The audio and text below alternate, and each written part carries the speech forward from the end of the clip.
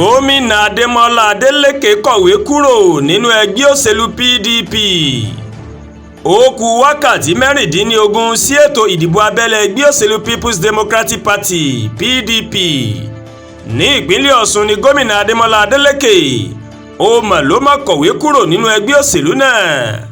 Alága ẹgbẹ́ òṣèlú PDP ní ìpínlẹ̀ Ọ̀ṣun Sunday Bisi ló máa kéde ní ọjọ́ Ajé Monday pé ẹgbẹ́ òṣèlú náà kò mà ní ṣe ètò ìdìbò abẹ́lé èyí tó máa yẹ kó wáyé ní ọjọ́ Ṣẹ́gun Tuesday nítorí ìyapa ẹgbẹ́ bó ṣe ń bá ẹgbẹ́ náà jà lọ́wọ́ yìí àti bí Gomina Ademola Adeleke bó ṣe fi ìfẹ́ hàn sí gbígba tíkẹ́ẹ̀tì ẹgbẹ́ òṣèlú PDP láti ṣojú ẹgbẹ́ nínú ètò ìdìbò gómìnà tó ń bọ̀ ní ìpínlẹ̀ Ọ̀ṣun.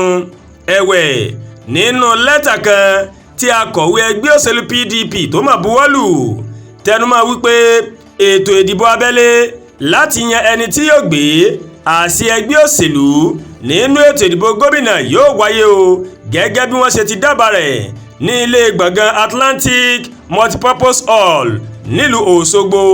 Nínú lẹ́tà mìíràn tí wọ́n máa buwọ́lù ní ọjọ́ 4 oṣù kọkànlá ọdún 2025 gómìnà ìpínlẹ̀ Ọ̀ṣun Ademola Adeleke ó ní òun mà ti kúrò nínú ẹgbẹ́ òṣèlú PDP tó sì ṣàlàyé ìdí rẹ̀.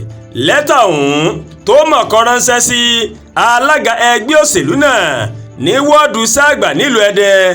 Adeleke ní ìgbésẹ̀ ọ̀hún rèé ó mà dá lórí gbogbo rògbòdìyàn tó kojú ẹgbẹ́ náà lásìkò yìí nítorí rògbòdìyàn olórí tó máa ń da ẹgbẹ́ òṣèlú PDP láàmú.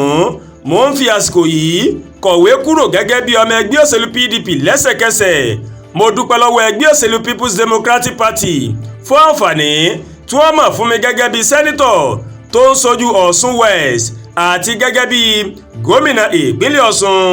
Nínú oṣù keje mọ́ni ìní Gomina Ademola Adeleke mà sọ pé òun àti àwọn aláṣẹ ẹgbẹ́ òṣèlú PDP ní ìpínlẹ̀ Ọ̀ṣun àwọn ti gbà láti ṣe àtìlẹ́yìn fún ààrẹ Bọ́lá Ahmedtinubu fún sáà kejì ní ipò ààrẹ orílẹ̀-èdè wa Nàìjíríà. Gomina Adeleke mà sọ èyí nínú àtẹ̀jáde kan tó fi síta lójú òpó ayélujára X rẹ̀.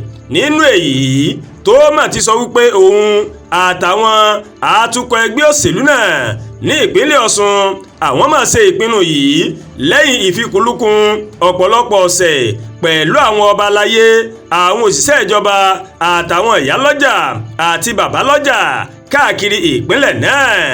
Bákan náà ló fi kún ọ̀rọ̀ rẹ̀ pé àwọn èèyàn wọ̀nyí pẹ̀lú wọ́n ti buwọ́ lu òun gẹ́gẹ́ bí olùdíje ẹgbẹ́ òṣèlú náà fún ètò ìdìbò ọdún 2026 èyí tó ti padà kúrò nínú ẹgbẹ́ náà báyìí.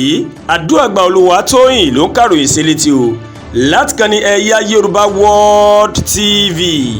Bẹ́ẹ̀ ṣe ń wò wá ẹ máa bá wa like, ẹ máa share, ẹ máa comment, ẹ má tún gbàgbé láti bá wa subscribe sórí YouTube channel wa kí wọ́n bá tẹ notification bell láti lè máa mọ àwọn ètò alọ́kòjọ̀kan tó bá ti gorí ìkànnì yìí. Ẹ ṣé pọ̀ tẹ́ ń wò wá o, a kú iṣẹ́ tàná, a dẹ̀ kú iṣẹ́ tòní náà, Ọlọ́run ó fi èrè ṣiṣẹ́ mi àti yín o.